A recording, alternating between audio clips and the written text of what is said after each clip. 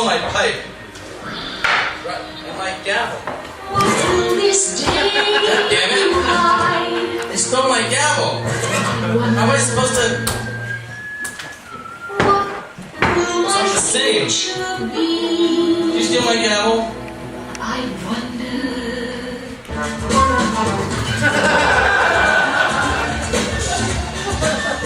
Hidden? To the game?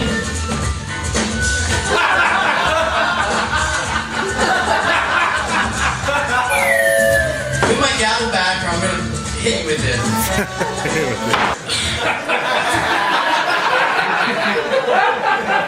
It's fine. It's fine. Okay. I'll moderate the question. You guys are going to pick on me. I'm just gonna... I'm gonna start early. You guys, you're gonna be sorry. Hello, old friend. Jesus Christ. I can't believe you people compete for this. Ladies and gentlemen, Pete Goldie, our resident astrologer, is here to talk about space. These are the monologues of Pete Goldie. Ladies and gentlemen, Pete Goldie. Pete Goldie graces our stage with his presence once a week. And he talks and things come out of his mouth. Ideas, great ideas. Ideas that you can't remember at seconds after he's done talking about them. But it's mildly entertaining while he's talking about it, sort of, but sometimes it can go on too long. Anyhow, but this week he's promised.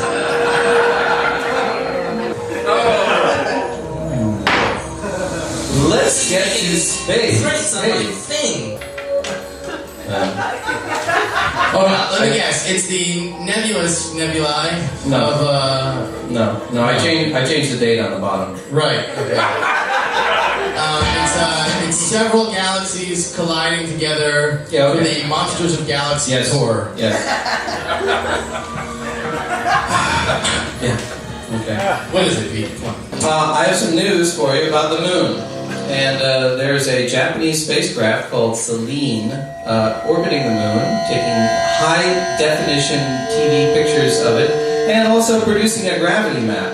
And what you're looking at here is a gravity map of the near side of the moon. The way they do a gravity map is they detect very small, subtle variations in a radio carrier wave coming from the spacecraft as it orbits, because the orbit is perturbed by the gravity of the moon below it.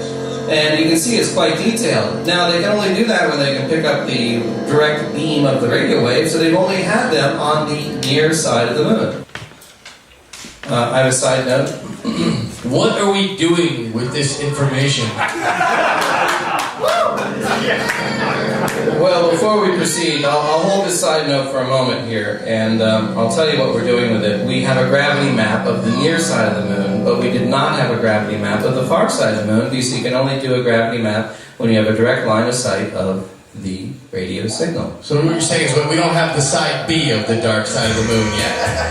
There's only a side A of the dark side of the moon. There is no B side. Didn't you know that? This is the gravity map of the far side of the moon. Whoa!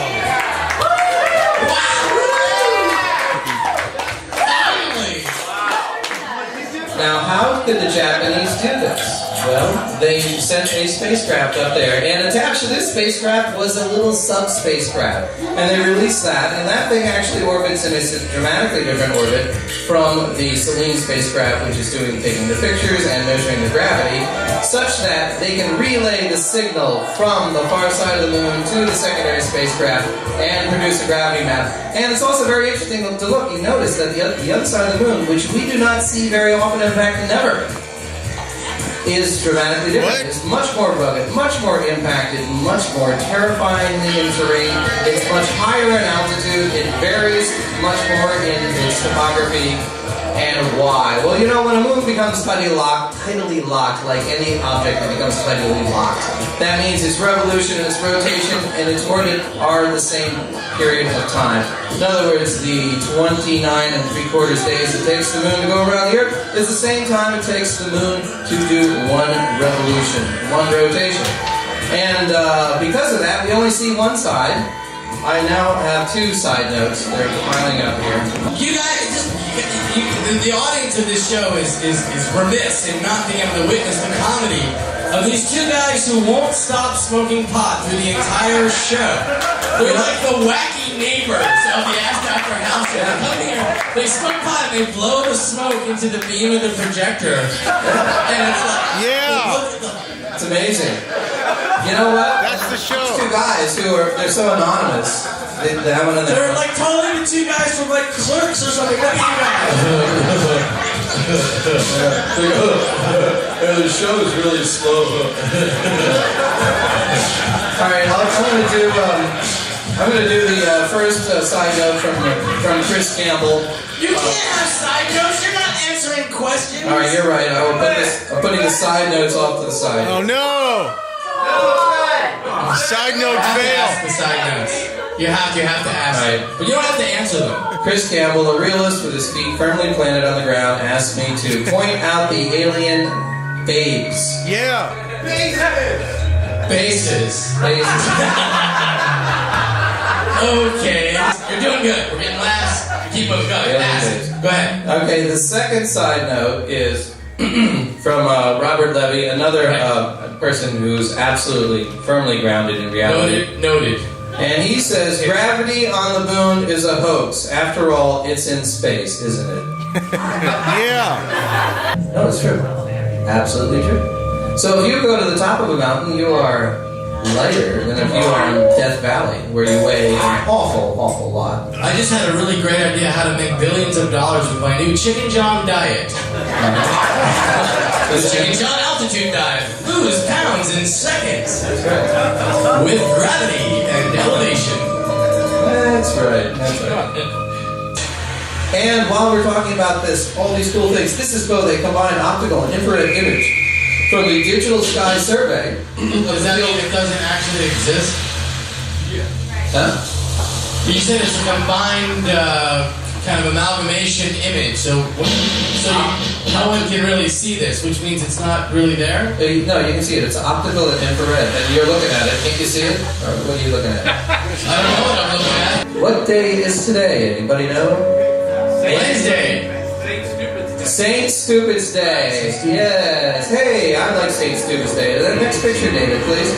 This is us last year. This is my family. We have me, my lovely wife Sarah, my daughter Daria, having fun. We took Paul Addis with us too. It was a great time.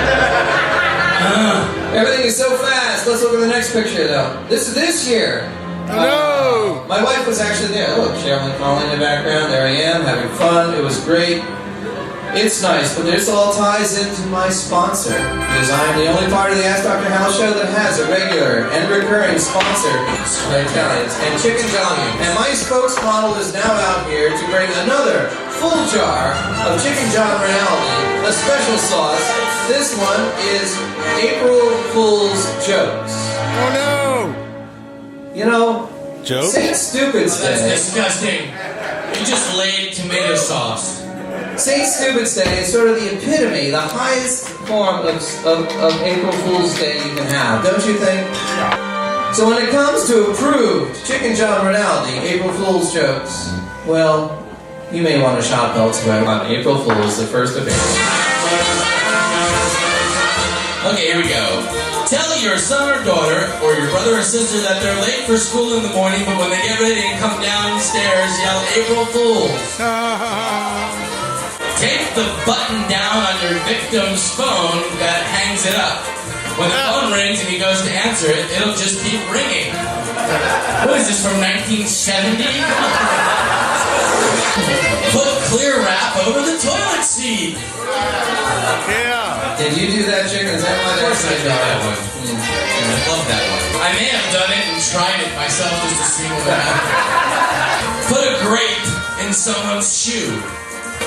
Hot glue gun some chains to the cement in front of your garage door, hoping that Dad or Mom will try to pick up the chains and find it stuck. You went to a website and got these, didn't you? You fucking did, didn't you? Rotten cocksucker. Let's go out to Saturn. That huge giant ring planet currently being circled by the Cassini orbiter, where it manages to take many pictures, not one like this, because this is an artist rendering. What?